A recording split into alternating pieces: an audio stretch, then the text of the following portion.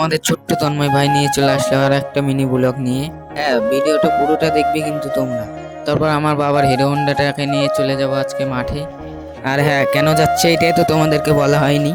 মাঠে সার নিয়ে যাচ্ছিলাম আমি, তাই রাস্তা দিয়ে বাবার হিরো হন্ডাটাকে ক্যালে মারতে মারতে চলে গেছিলাম খেলার মাঠের সামনে। ওই মাঠে দেখছিলাম অনেক কাকিমা আরো অনেক কেউ বসেছিল, তাই দেখতে দেখতে দেখতে দেখতে যেখানে সাইকেল রাখি সেখানে চলে এসেছিলাম।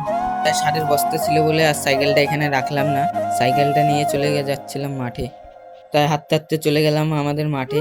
এখানটায় চালালে আমি পড়ে যাব সাইকেল, তার জন্য হাঁটতে হাঁটতে গেলাম। আর আমাদের শস্যের জমিতে সাইকেলটা রেখে আর বস্তাটাকে রেখেছিলাম এখানটায়। বস্তার ভিতরে কি ওষুধ ছিল আমি জানি না, তাই নিয়ে চলে গেলাম বাবার কাছে।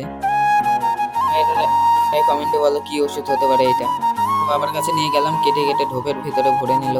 তারপর বাবা দেখলাম ঘাড়ে নিয়ে এখন যাবে ওষুধ দিতে আমাদের ফুলের জমিতে। শীতকালে আসার মজাটাই আলাদা মাঠে দুপুর বেলায়।